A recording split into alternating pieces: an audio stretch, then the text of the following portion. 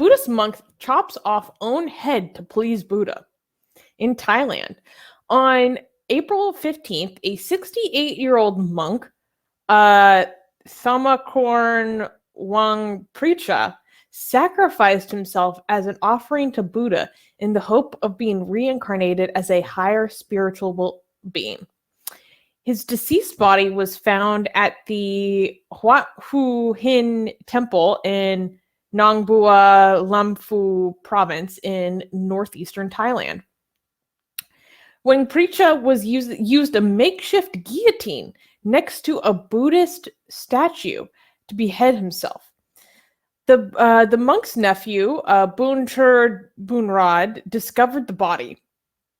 According to Booncherd, a slab of marble had been inscribed with his uncle's plans. Over 300 local devotees arrived at the temple to prepare the monk's body for a rite. His body was laid inside a coffin and his head was placed in a jar. Later, his remains were taken to the forest by his followers and family members for cremation. So this was just like wild.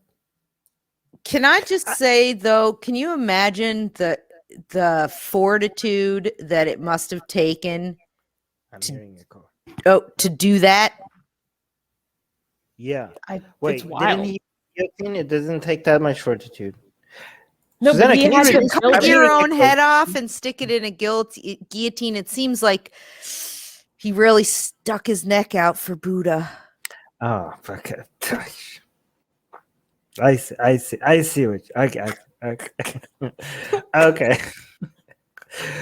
Rivka, are you sure you're not a dad? I liked it. I think Rivka's a dad. Am I a mean person if I'm not upset about this in any way? Hey guys, if you're a fan of blasphemy and sexy Kali, like me, then that means that you probably want more blasphemous art. Well, I have good news for you. If you subscribe to our newsletter, link in the description below, then you get a free booklet of some of the tastiest blasphemous art available today. So, if you want some of this delicious blasphemy, and we're so generous that we update it for you guys weekly for free, all you have to do is sign up for our newsletter below. You can also go to blasphemousart.com/ebook. That's blasphemousart.com/ebook. Sign up with your email, and you get free gifts of this tasty blasphemy. What could be better? So make sure you sign up. Link below. I'm going to tell you guys why I'm not upset. He didn't experience any pain. Okay. He thought he was happy for doing this. So it wasn't like, usually when people commit suicide, they're depressed and I feel so bad that they were in so much misery that they had to go through that. This guy thought this guy was happy, right? I mean, this guy has already wasted his life way before he killed himself, right? He was not producing any value to himself or society. He didn't suffer. And I thought at first when I heard this story, I was really upset about it because I thought how do you even behead yourself? That's must have been extremely painful. And I'm oh no, he just used the guillotine. It was painless. He was happy. He was delusional. It seemed like the people around him are happy for him. It's no loss to humanity. His life was a waste to himself and everyone else. He was not contributing anything useful to the whole world. He went out happy. Your body, your choice, right? Die with dignity. Do whatever you want. And I don't know. It's maybe I'm wrong. Okay, correct me if I'm wrong. But usually I think the understanding is that if there's death involved, we need to be upset. And as somebody, who I don't want to make this dark about bringing some personal experience to this. Oh, never mind that. But I don't know. I just feel I don't know. I think I'm not upset about this. Is it? Am I a psychopath or something for being sad about this? Do I need to change? Tell me. I don't think you have to be sad, but I do think you can't say categorically that he didn't do anything with his life or he wasted it. Not about necessarily being the monk. We don't know what it is he did other than being a monk. I mean, he could have fed people, he could have been a nurse, he could have, helped other people in the community. So we can't categorically say this guy was no great shakes to the world and he doesn't matter anyways. Correct. You're right. He also means something to his family, regardless of whether I'm assuming they're happy for him. Maybe, we don't know. It didn't really say so much in the article. Right. I also think it's interesting. He was planning this for 5 years. Mm-hmm. Right. So everybody was prepared for this as well. So it was not maybe like a shock. he may have not have told anyone. We don't know. That's unclear as well. But as far as like your point about all death has to be sad, I don't think that that's necessarily true. Sometimes the death has to be, you should be sad at all deaths or they're all negative. Right. I don't think that's necessarily true. Sometimes it's actually the more humane option, or sometimes you're relieved that someone, if they have a terminal illness or whatever. So but I don't think that you should feel bad that you're like, he decided he wanted to kill himself. He didn't hurt anyone else but himself. He does get to make that decision. So and he didn't suffer, so that's good. Yeah. It was a guillotine. It's not like they're suffering about. No, but I'll also disagree with people in the live chat, people who are saying, oh, he deserved it because he's stupid. No, I don't think he deserved it because he's stupid. Like I'm happy that nothing bad that he didn't suffer, right? Like the fact that he wasn't upset about what's happened, the fact that he didn't do this because he was miserable, the fact that he didn't die sad, I don't think like stupid people deserve misery. I want people to be happy. I want people to be happy, including stupid people. Okay. I don't want the world to become a better place just for smart people. I want the world to become a better, happier place for everyone, including idiots, right? So I'm not saying like, haha, you're an idiot, you deserve it. No. In fact, one of the main reasons why I'm not feeling very sad about this is because he didn't feel any misery or pain, both before and during his death. But go, Susan. Well, it's really interesting. So I was looking up articles that were published after this event, and there have been several articles that were published more recently talking about how there have been several Buddhist authorities that have since come forth and basically condemned what he did, saying that this basically like he was mistaken in his interpretation of like scripture. This was a thing to do. Like they're basically saying this is like innovation, like they don't validate his methods, and in fact they're going to be adding that the government authority would redistribute the correct beheading-free teachings to temples nationwide. So now they're going to be like doing education on this, or that's what it sounds like.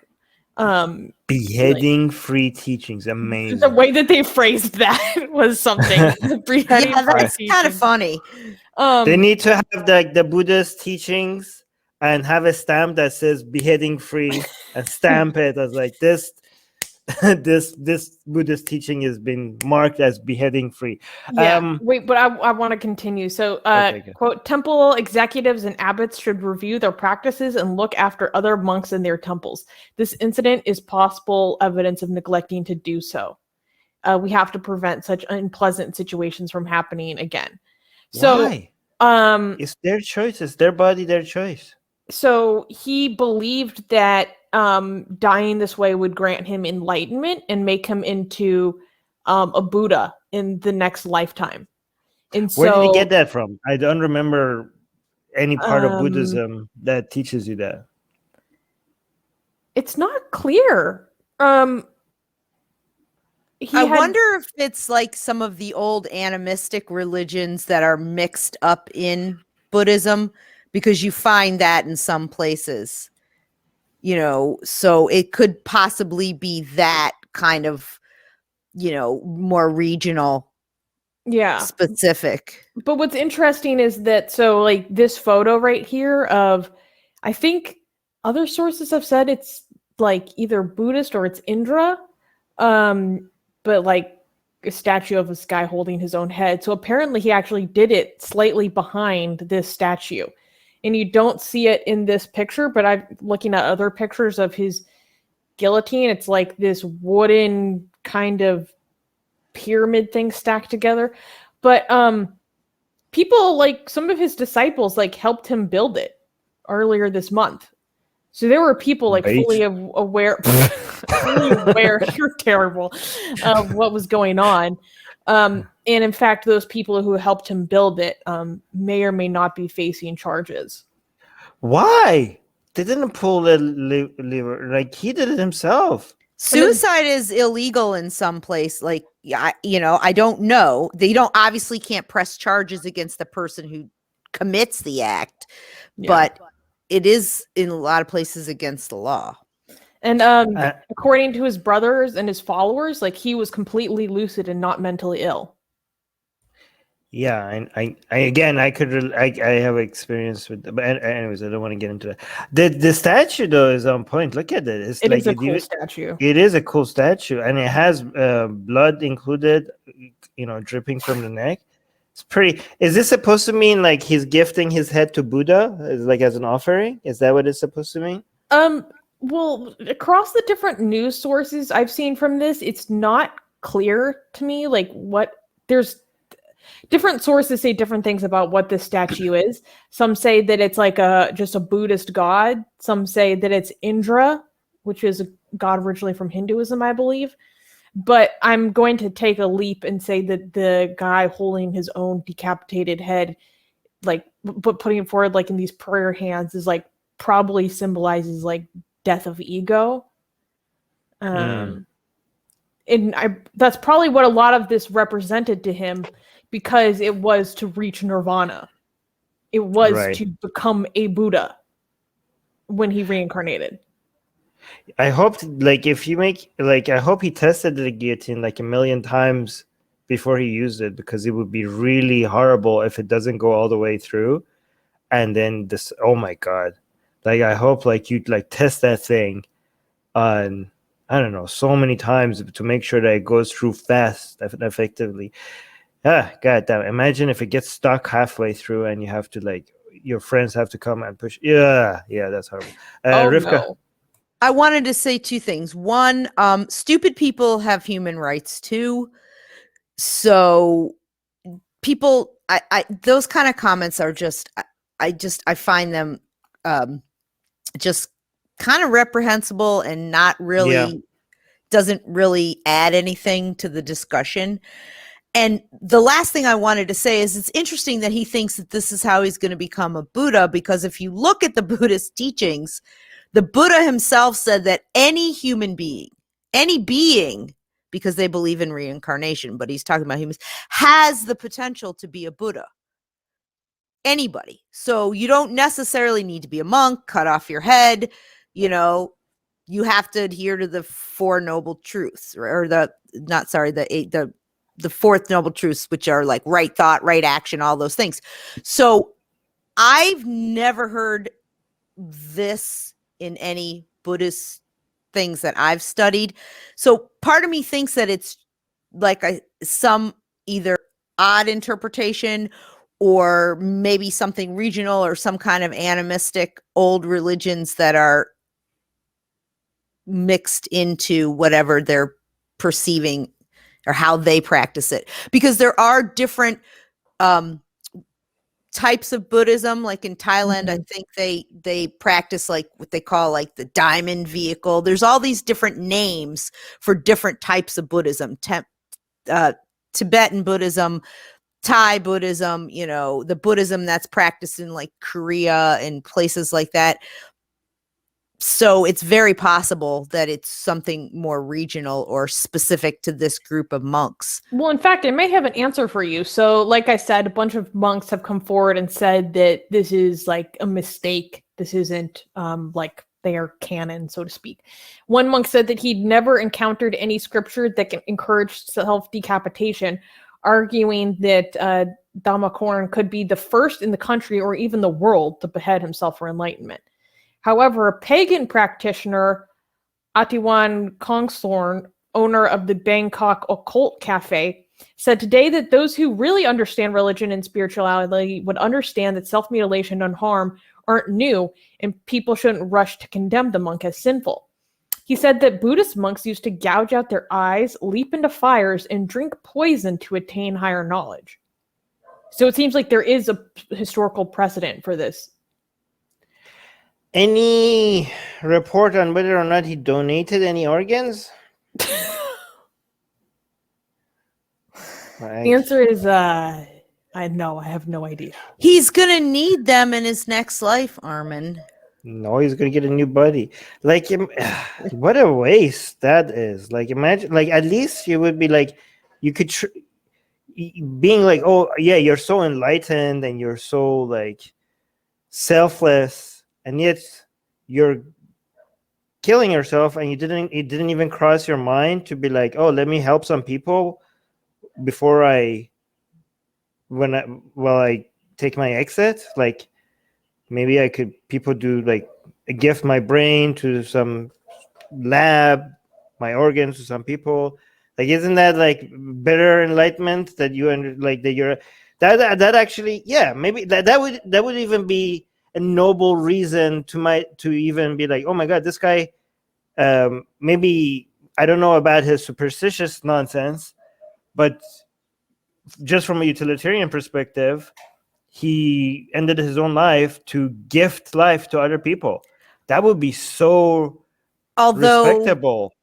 I mean, I'm not saying go do this. It may not have been possible because depending on how long he was laying there with no head, those organs have to be harvested immediately. So my point is, it might not have been possible for them to have done that. Yes, it would have been if he notified people that he's doing this. They take organ donations from people that are in car accidents. I understand that. I'm saying, okay, I need to finish my thought. Can I finish my sentence? Yeah, I know, but I'm just saying that even people that their car accidents are completely nobody knows when it's going to happen. There's still enough time for it to get to the hospital in time for their organs to be used. He could have like notified they could have had doctors on the spot you don't even need doctors. He could have had mobile freezers on the spot and just like watch on YouTube or something how to keep like certain organs. Like, he could have had his friends, okay, as soon as the blade drops, you get this item and you put it in this freezer, and you get this item and you put it in that freezer, and this is how it works, this is how you lock it, and then send this freezer to that hospital and send my brain to that lab. That would have been this would be a movie. This would be like, oh my God, look at this person. He sacrifices one life lost, I don't know, 5 or 6 lives saved. This would be true enlightenment. See, this is Buddhist enlightenment versus utilitarian enlightenment. See, utilitarian enlightenment is superior to Buddhist enlightenment. See how we did that? See how we managed to reduce harm? If I ever decide to go, that's what I'm gonna do. What do you guys think? You're gonna build your own guillotine? No, but I don't know. I'm just saying that I'm just gonna make sure that my body parts don't go to waste like this guy. Well, yeah, usually you can put it on your license or in your will or whatever that happens. But yeah, I don't know if he had anybody with him when it happened, or they just knew it was going to happen. Yeah, and any doctors would probably not do that. It's unethical to allow to watch that, and then it would be unethical. You could just have freezers. But you have to remove the organs properly. But this is getting into the weeds. Yes. Oh my All god. right. Okay. Wait, hold on. Let me. He could have set it up when the blade of the guillotine fell. There was a cooler beneath him. It's Come open, and then when his body landed in there, the top would flop over. They could have frozen okay, I'm pretty sure the people around him are not going to get extra charges for putting his entire body in a freezer after he died. People are like, oh my, yes, you're getting one charge for building the guillotine, but you're getting an extra charge. It's not a freezer, though. It's a cooler. It has to be kept at a specific, because if you freeze it, that will destroy the organs, the tissue. A cooler, then. Oh my god. All right. Hey guys, YouTube has fully demonetized our channel for supposedly hateful and harmful conduct, without telling us what we did wrong. If we get to 1,000 patrons, we will be able to keep paying all our team, our editors, our artists, without ever having to worry about monetization again, which would be amazing. Yay! So please support Atheist Republic on Patreon. Link in the description below.